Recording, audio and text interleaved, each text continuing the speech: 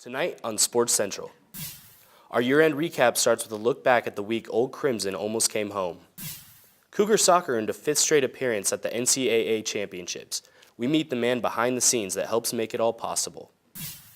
A successful experience for some, soccer is causing pain for others. Women are becoming more prone to devastating injury. Plus, forest control for some, a leisure activity for others. A look at a sport you know nothing about. All that and more tonight on Sports Central. From Washington State University, brought to you by the broadcast students of the Murrow College. This is Sports Central. Good evening, I'm Scott Brownlee and welcome to Sports Central. With all kinds of great plays happening on the field, there's another side to athletics that's rich in tradition. Tonight we take a look back to 2015 and the week that the famed flag Old Crimson nearly made it home after a 172-week-long journey.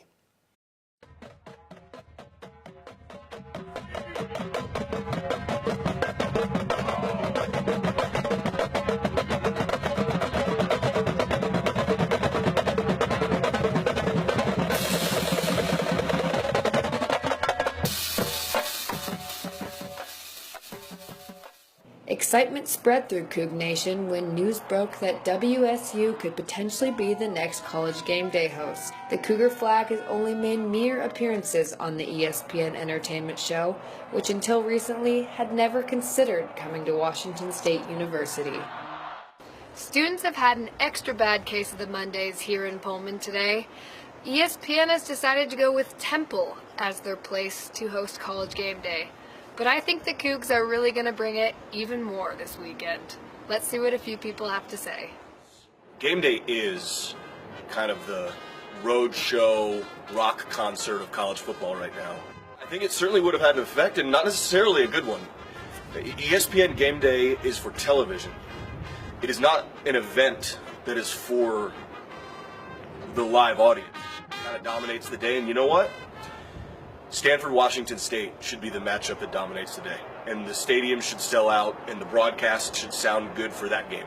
I think that's the most important thing. And I think that's what the players would say. Every game is just another game, no matter if we're playing at 3 a.m. in the morning, if College Game Day is here, or if we're playing in a different country, it doesn't really matter. We're going to play how we play, and our guys are going to do what we have to do to get that W. As long as we get better as a football team, I think that'll have to make them come. Shout out to all the Cougar fans. You guys are awesome. We need that stadium filled on Saturday.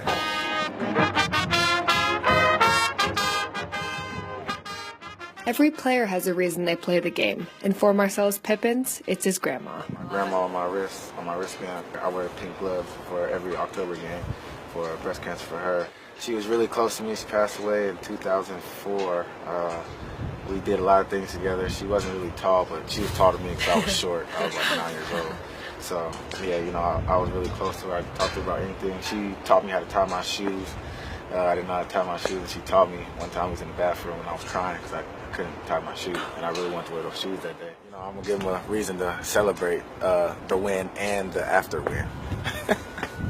College Game Day or not, let's see if Pullman will still deliver that well-known Cougar pride.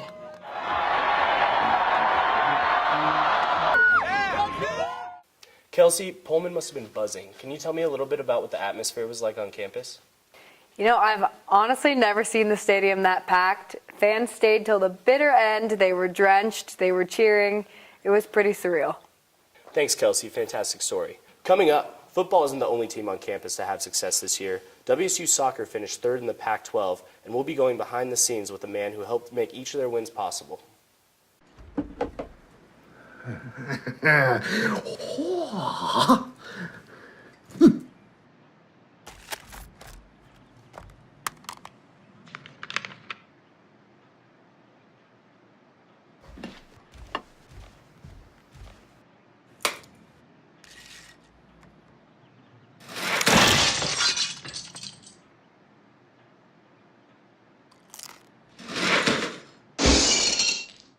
Welcome back.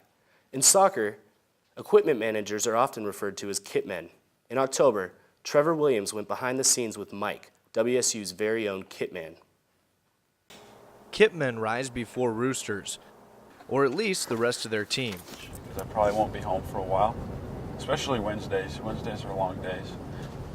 The first to practice every day, Mike won't receive extra playing time, but practice can't start without him. Music, key to any good wake up. The air pump becomes Mike's melody. And the beats in his head And a half, and then 1, 2. measure distances between cones. Also, the team can focus on its next opponent. Just like this. Yeah, 1, 2, 3. 1, 2, 3. And then whatever the distance is from the post to the middle, count out the yards, do the same from that. Yet setting up drills and shagging loose balls are just a small part of the job description. So now it's 2 hours before game time, and here come all the texts saying that I don't have this, I don't have that. Each athlete has a different cubby, their own personal cubby, so I'll give this to Liana. She can come get it before she wants, and now we're good to go. Ready to go.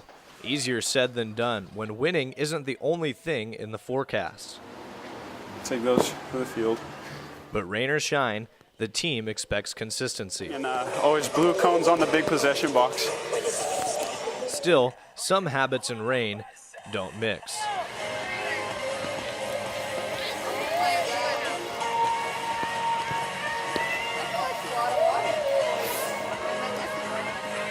My bad.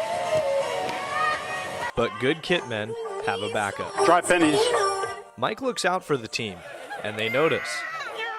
Best equipment guy in the world. And after shutting out Gonzaga, the best heads to the equipment room to prep 26 player bags for the next trip. Time is of the essence.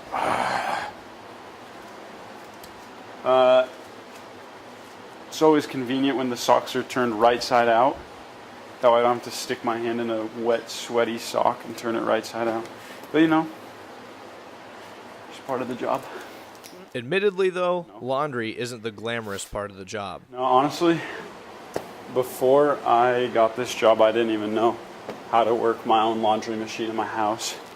But now, whether it's doing laundry or taking care of his team, One down, 26 more to go. Mike Crawford has got it covered. For Murrow News 8, I'm Trevor Williams. It's good. That's a good day for me.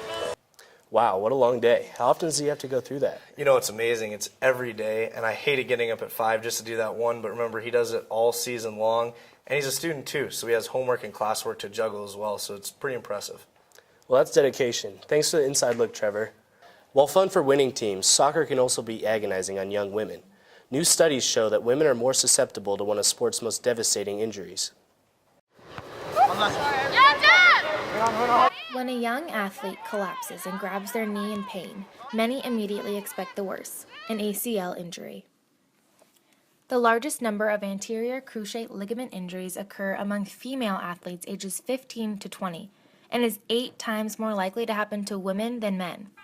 This is because of their hips, hormones, and muscle mass, but is especially common in soccer.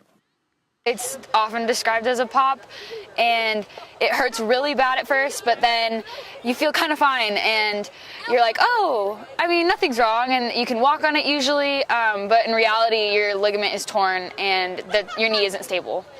19-year-old Gretchen Stodel has played soccer for 10 years and has torn both of her ACLs, but she says she's never received prevention training. Before my first ACL tear, there really was not a lot of talk about an ACL. I didn't really even know an ACL existed. Most standard personal training curriculum, such as those from NASM and ACE, does not require trainers to study ACL injury prevention, nor does it give specific tips on how to help athletes decrease their risk.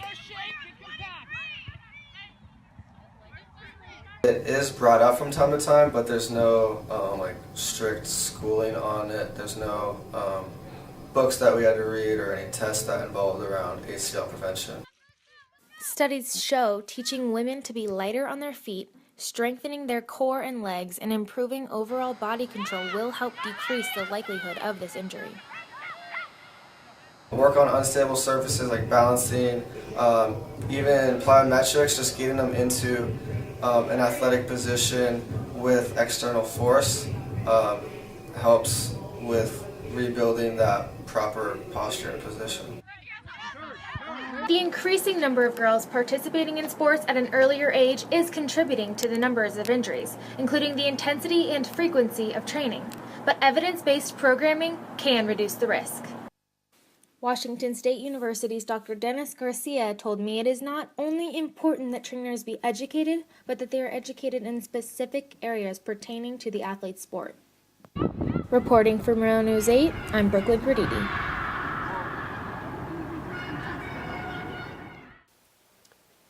Interesting piece, Brooklyn. So you talked to a trainer and a doctor. Do you feel like this is getting the attention that it deserves?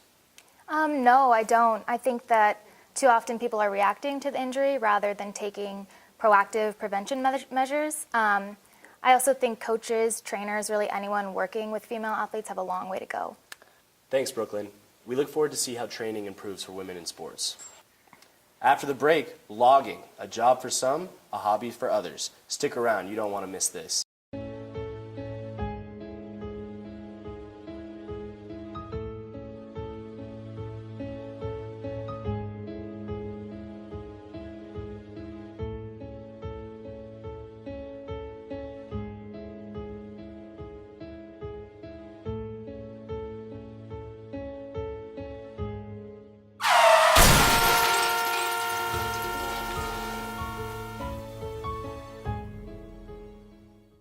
Welcome back. Idaho and Washington are known as two of the logging capitals of the world. But there's the logging that you're probably familiar with, and then there's the other kind of logging. Our very own Kyle Simchuk traveled to Idaho to see logging taken to a whole new level.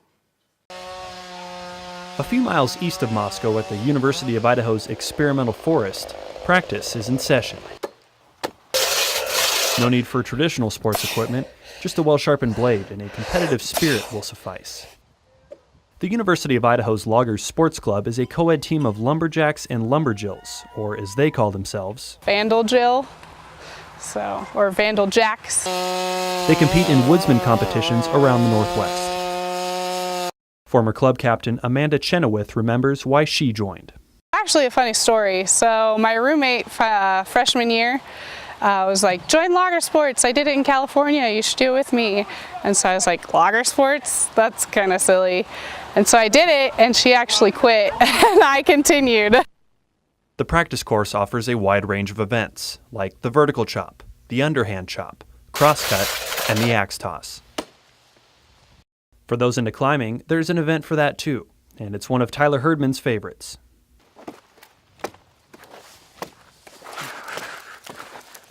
I joined this because I love being outdoors, and I love the history behind, and you know, how the loggers used to do this as a profession, and this was a way to blow off steam, and still is today. You know, we're here at school, and it's a good way to unwind after classes.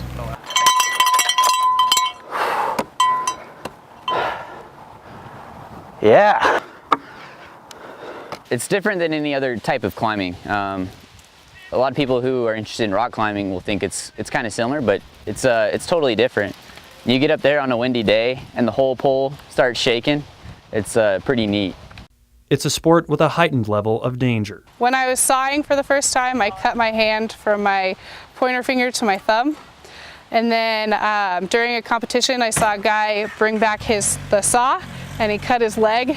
Out here, safety is a priority. Members take care of each other and the course they share. Saturday practices are not just about improving strength. Members also clean and repair the course. In order to join, there's no fees to join, but how we make our money to go to competitions and stuff is selling firewood. And so that's what we're doing right now, is splitting wood. The club is always looking for new members. What does it take to join? Enthusiasm. Just come out here on a Saturday, and we'll show you the ropes and show you how to do everything safely. They plan to host their next competition in early spring of 2016. In Moscow, for Murrow News 8, I'm Kyle Simchuk. Well, that sounds like a lot of fun, but also sounds dangerous. Can you tell me what these jacks and jills do to stay safe? Anytime you're using chainsaws or axes, you got to be careful, and safety really is their top priority. I mean, they wear chainmail, they use plenty of harnesses doing the vertical climb, and they also wear steel-covered boots. Would you encourage other people to join this club? You know, I would. First of all, it's free to join. It's really a great group of people. They have a lot of fun during practice, and it's a great workout. Great story, Kyle. Thanks for joining us. No problem, Scott. Always a pleasure to be here. Tomorrow night, we're back to our daily routine, and we'll start with a look at small-town football. For our team here at Sports Central, I'm Scott Brownlee. Good night.